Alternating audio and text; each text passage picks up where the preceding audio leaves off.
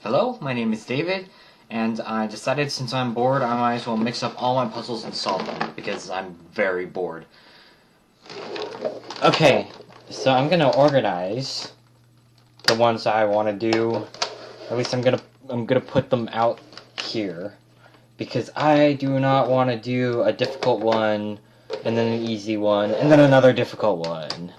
So I'm gonna do the easiest ones last. So let's do this. Let's get started.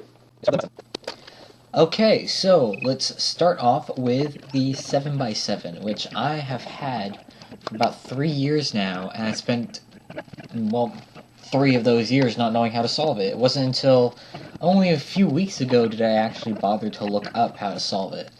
And once I found out that you need to know how to solve a 4x4 and a 5x5 beforehand, I was a little bit worried because I don't have a lot of money, and I got this for free from a friend, actually a teacher in one of my classes. I was solving a 3x3 in my class, and the teacher mentioned that her son had this insanely huge cube that she had never heard of, that he got at a garage sale or something, that he was never going to solve, and offered to give it to me for free. And so I took it, and I tried solving it without looking it up, and I just had no idea what to do, because I had never solved a 4x4 on my own, or a 5x5. So just recently, I decided to look up how to solve it. I realized that you need to know how to do a 5x5. I did not own a 5x5, but by the time it arrived in the mail, the 5x5 I was going to use to practice, I had already watched enough videos on it that I didn't even need to touch a 5x5 before learning the 7x7, which I'm sure is not uncommon, but it's just a personal achievement for me.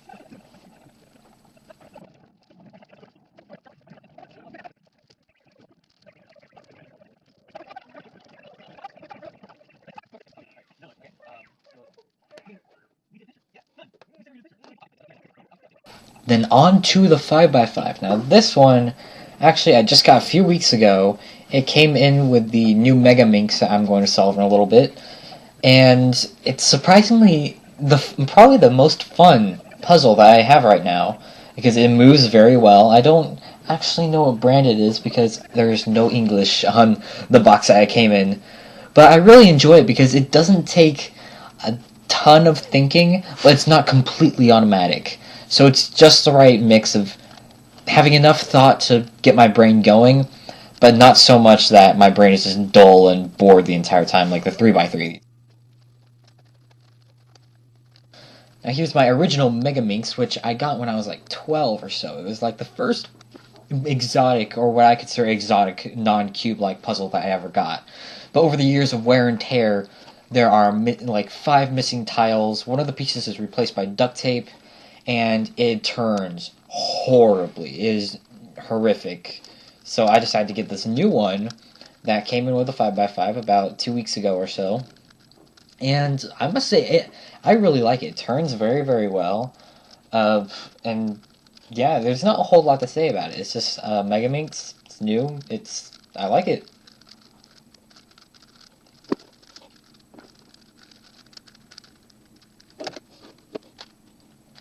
Then on to the infamous Rubik's 4x4. This thing. I got this a very, very long time ago. It was just only a few years after I learned to solve the Rubik's Cube. I say only a few years, but it's kind of a little bit of long time.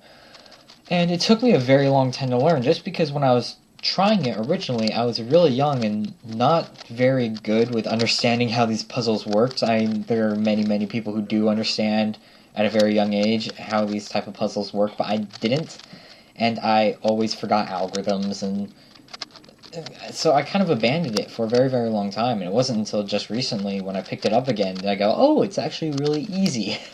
And so now I'm actually able to use it, and then once I was able to solve it fairly well, just using the Rubik's one was killing me, because you know how incredibly rough it is and hard to turn. I just couldn't have fun with it now that I learned how to solve it.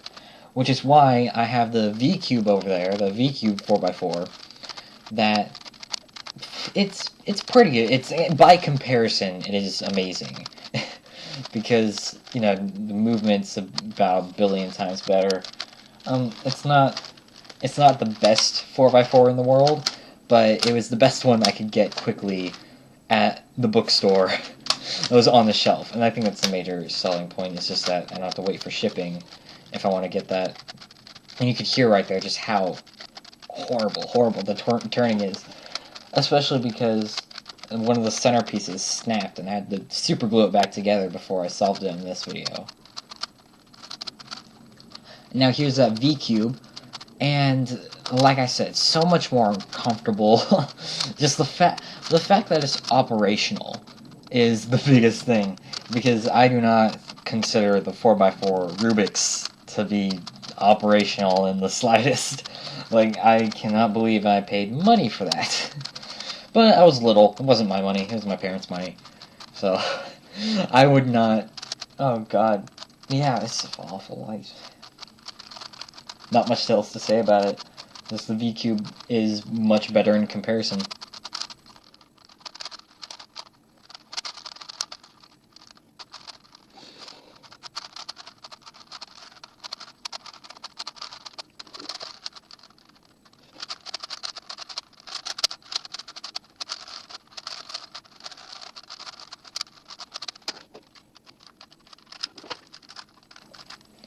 And now that infamous 2x2, I'm just going to rush right through this because that's also known for being horribly terrible at turning and just overall awful. So I just want to get that one over with and out of the way. And then this is a what is it called? A half truncated 3x3, half truncated cube or something. But it's in the, obviously not done. I still need to get the epoxy sculpt and finish it, and then sand it down and get stickers for it. I just decided to stick it in here because, you know, it was fun. It's a nice little thing because it's part of my collection still. And then just a Rubik's Cube.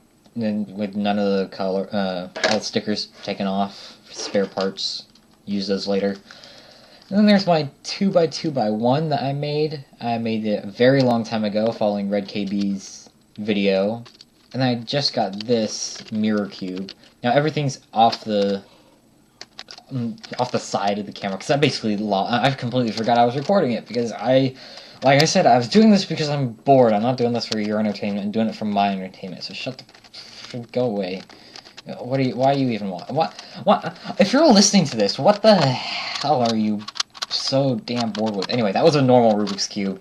It's my oldest one. This one I got for Christmas. It's just a Rubik's brand Speed Cube, which got me back into cubing.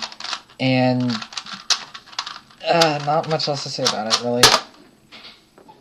And there we go.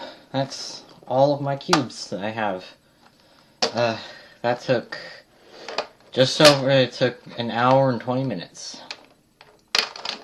Hour and 12. So that was fun. I'm gonna have fun editing this.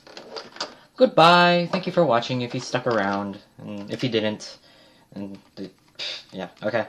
Bye.